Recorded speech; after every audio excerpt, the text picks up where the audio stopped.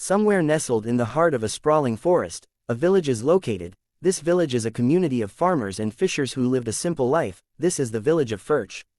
The forest surrounding the village was home to only low-rank monsters, so the villagers didn't have to worry too much about being attacked.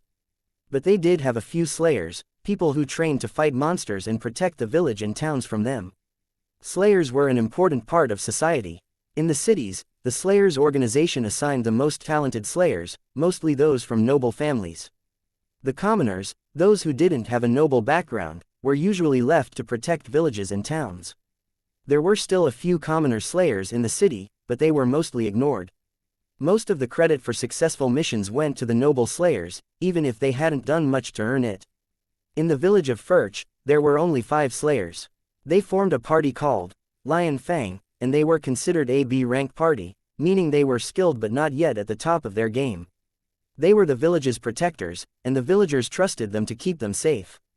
The Lion Fang party consisted of 5 slayers: Ryan, Torin, Reese, Lyra, Alara. Ryan, the leader, was a skilled swordsman and the only A-rank slayer in the village. Torin was another swordsman, while Reese was a spearman, Lyra was an archer, and Alara was a mage.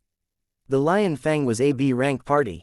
This was mainly because only one is an A-rank, which is the leader, 2 of the members were B-rank, and 2 were C-rank. To move up to A-rank, at least 50% of the party needed to be A-rank, and the rest needed to be B-rank. They were a good team, but they needed more time and experience to reach that level. A party can have 4 members at minimum and of 10 at max.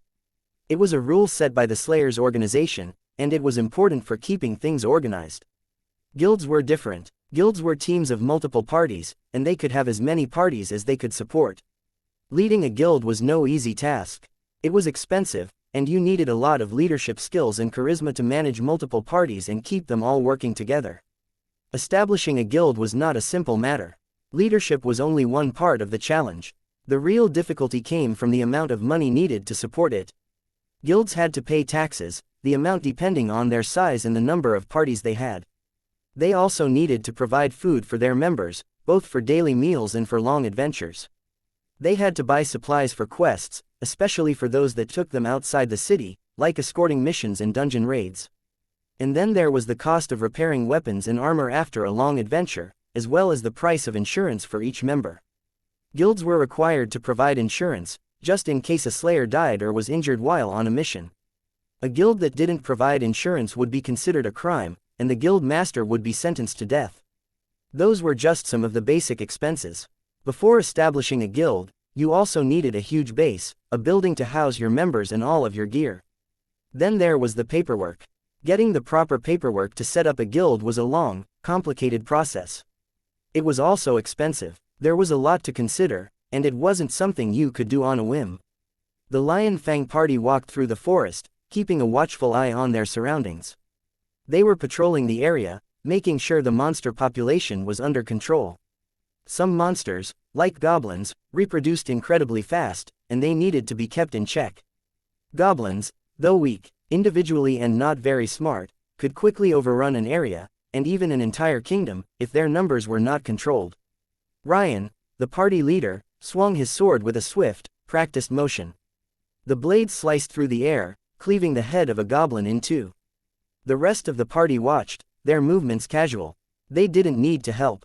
A small group of goblins like this was no challenge to them.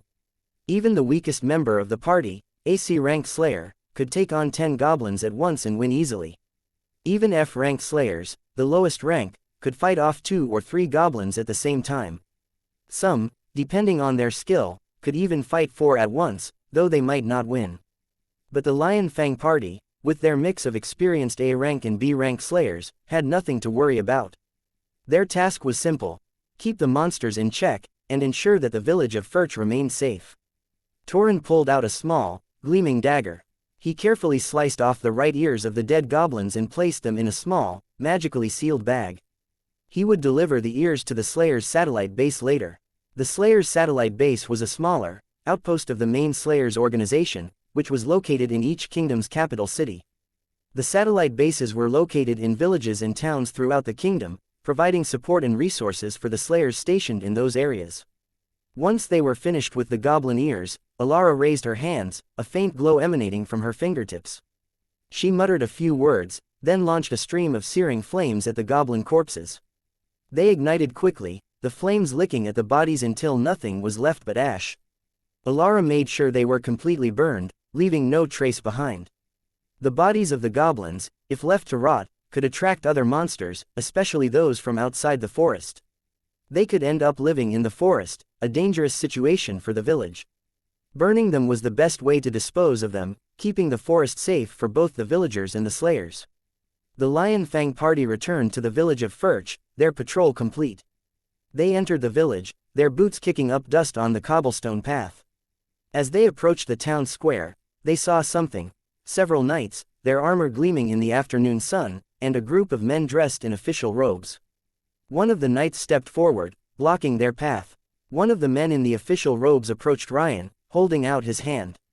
"Greetings, slayers," he said, his voice formal. "We are here on behalf of the Emperor. It is time for your annual tax collection." Ryan sighed. He knew this was coming.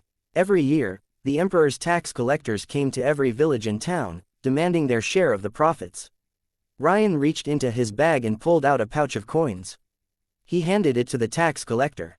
The knights and tax collectors left the village, carrying with them half of the village's harvest, a huge pile of fish, and a bag of money. It was a heavy burden, both literally and figuratively. The villagers were required to pay a heavy tax to the Emperor. Every year, they had to give up half of their harvest and catch to the tax collectors. They also had to pay a monthly tax of 3 silver coins per household. The tax collectors would visit the village each month to collect this tax. 3 silver coins wasn't a lot of money in the city. People in towns could easily find ways to make that much money. But for villagers, it was a huge burden. 1 silver coin was only enough to cover a week's worth of basic needs. To pay their taxes, they needed to gather at least 8 silver coins a month, leaving them with little left over to live on. If they didn't pay their taxes, they risked being arrested or even sentenced to death. The Emperor's laws were harsh. This was one of the main benefits of joining a Slayers Guild. The guild master would pay the party's taxes, leaving the members to only worry about their household taxes. Guilds also provided their members with more job opportunities, giving them ways to earn money outside of just fighting monsters. Of course, they had to give 50% of their earnings from each quest to the guild, but it was still better than going solo or not joining a guild at all. The Lion Fang party walked into the Slayers' satellite base, a simple, one-story building in the village. They gave the goblin ears to the receptionist, a gruff, middle-aged woman with a tired smile. The receptionist thanked them, noted their names in a ledger, and handed them a small pouch of coins for their reward. The party then walked to the tavern, a dimly lit, cozy place with the scent of ale and wood smoke. They sat down at a table in the corner, a small, round table with a worn wooden top. They ordered a pitcher of ale, and they each filled their mugs. Lyra took a long drink, the beer frothing at the rim of the mug.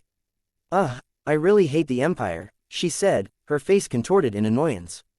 "Those taxes are just unreasonable. They take so much from us, and for what?" "I agree," said Ryan, taking a sip from his mug. "But what can we do? The Empire is just too strong. Their army is powerful, and their Emperor is a ruthless leader. It's not like we can stand up to them." "Yeah," said Torin, nodding in agreement. "Ryan's right. There's a reason why the Empire is the strongest nation. Commoners like us should just keep quiet." "I know that," Lyra said, rolling her eyes. "I'm not stupid, you know. But it's still annoying. The Empire just takes, and they never give anything back." "Yup," said Ryan, Reese, Alara, and Torin, all four speaking at the same time, with no hesitation.